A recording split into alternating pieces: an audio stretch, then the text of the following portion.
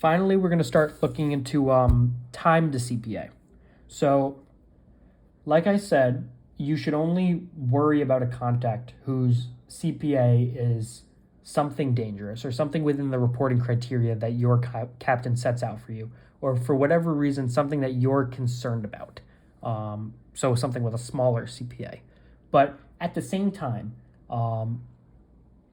if something has a really, really small CPA, like 0.1 miles, however, it's not going to come to CPA for another 45 minutes, it's not really that big a concern. If you have another contact that's going to have a CPA of a quarter mile, but it's going to in the next 8 minutes, even though the first contact, its CPA is going to be shorter and closer, it doesn't matter because you have 45 minutes until that happens.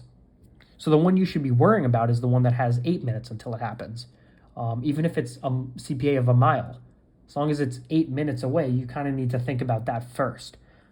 So if the first most important piece of information is your CPA to know if there even is a risk of collision, your second most important piece of information is the time to CPA. So you can prioritize which contact that is a threat to you is the greatest threat to you. Because if you've got multiple that are like this CPA or contact A has a CPA of 2.8 miles.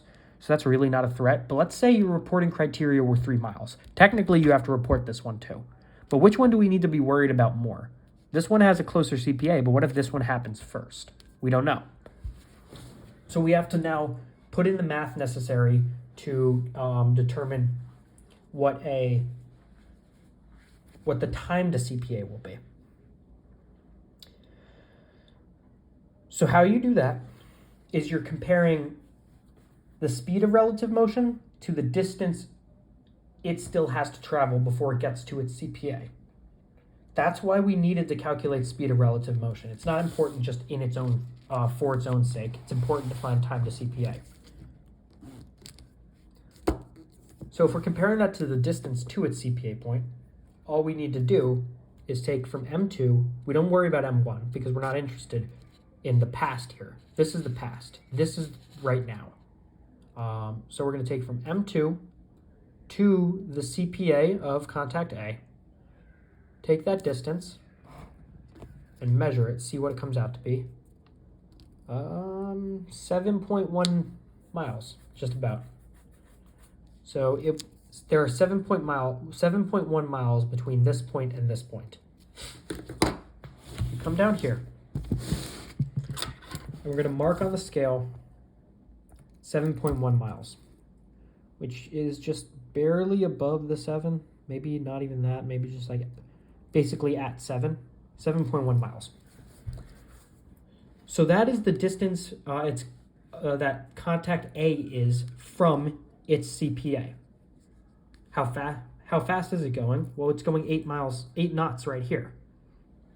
So if we know it's going 8 knots and it has 7.1 miles to go, it is going to take, line it up, move it over so you'll be able to see. I don't know if I'll be able to get it all in view, but it is going to take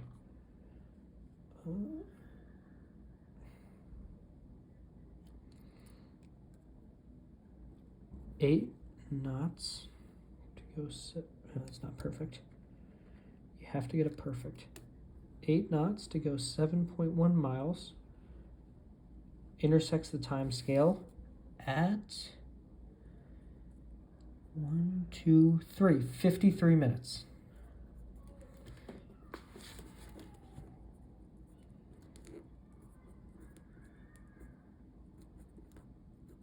The time to CPA of contact A is 53 minutes from now. So it's both 2.8 miles away from us, so not really a danger, though we're going to say it's in reporting criteria. It's also not going to happen for the next 53 minutes. So this contact, even if it was a threat to us, is going to take a really long time before it gets close enough to be worried about. So if we have to maneuver for other contacts, we know it's not going to create much of a threat for this one for the time being. Let's do the same for contact B. So step 1, is we measure its distance.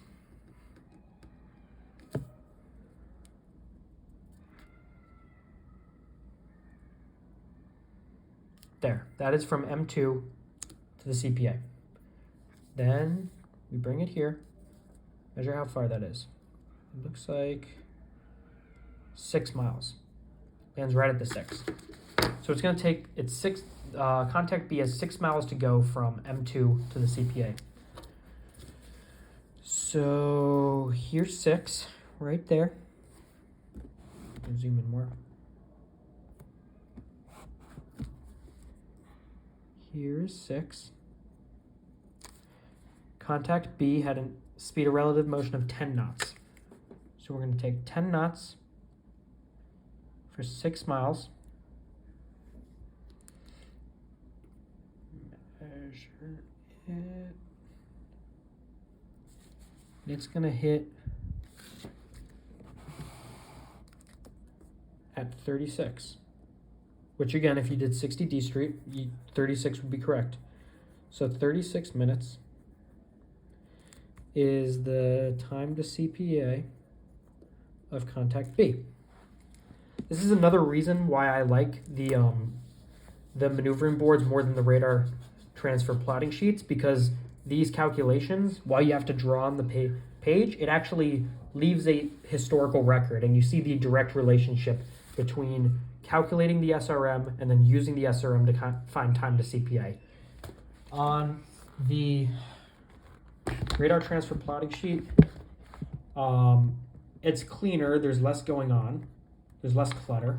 However, for this one, you would just say, for the instance of like contact B, it was what, 0.1 miles in 6 minutes. You would do like, or 1 mile in 6 minutes. You would do 1, 6, then you would bring the 6 over to the 60, and it would land on 10.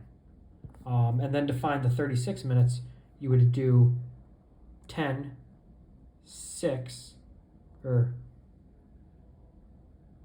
yeah, 10, 6,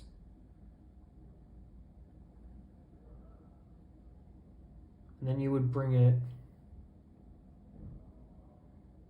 or I guess you would do, I forget exactly how it would work, but I think you would do 10 to 6, then you'd bring it over here and it would land on 36. It's a little more difficult to do, and afterwards you don't kind of have this record present of how everything relates to one another. This makes it a lot easier to go back in time, and you don't have to write the SRM off to the side. You just know it's where this line intersected this point. Anyway, that's how you find time to CPA, and it's also how you prioritize them.